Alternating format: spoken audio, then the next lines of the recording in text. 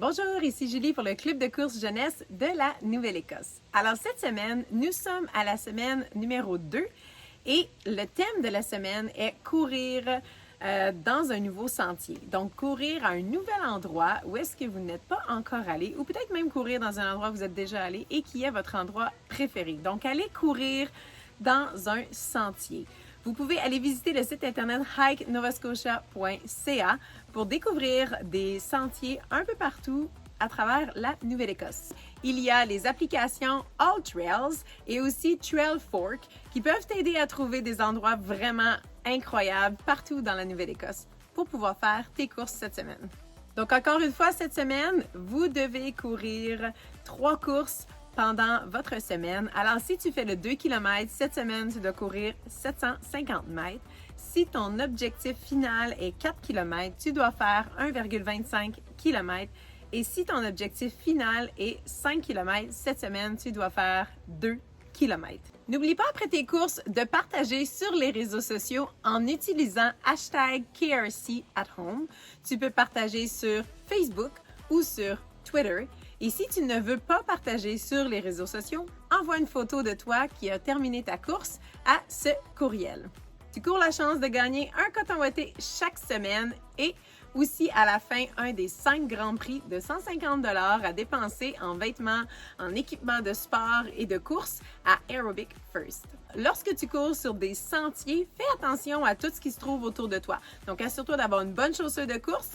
Et aussi de faire attention comme aux racines, à la dénivellation et à la montée et aussi à toutes les roches qu'il pourrait avoir dans les sentiers. Donc assure-toi aussi que tu apportes un téléphone parce qu'on ne sait jamais qu'est-ce qui peut arriver. Tu peux soit prendre des photos, mais il pourrait arriver quelque chose que tu aurais vraiment besoin de l'aide. Alors n'oublie pas ton téléphone. Alors rebonjour!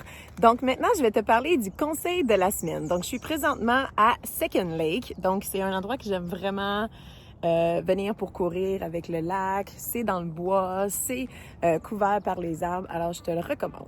Pour le conseil de la semaine, cette semaine, c'est les échauffements et aussi ta vitesse de course.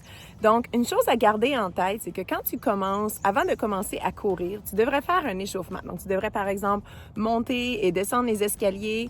Tu peux aller sur notre page YouTube et aller faire les vidéos du défi Action Alphabet.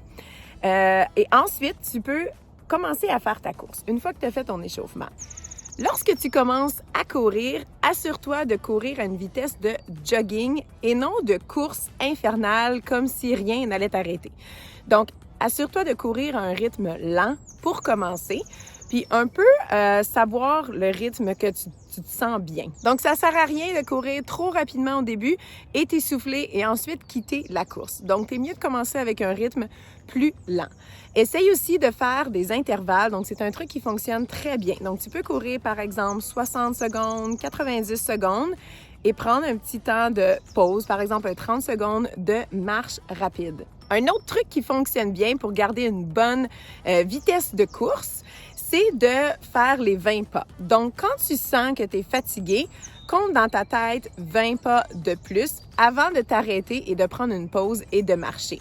Donc, lorsque tu te sens fatigué, commence à calculer 1, 2, 3, 4, jusqu'à 20 pas. Puis je te jure que par la fin du programme de course, tu te seras grandement amélioré. Donc voilà, c'était le conseil de la semaine. Alors reviens-nous vendredi pour l'invité spécial. Bonne semaine et bonne course!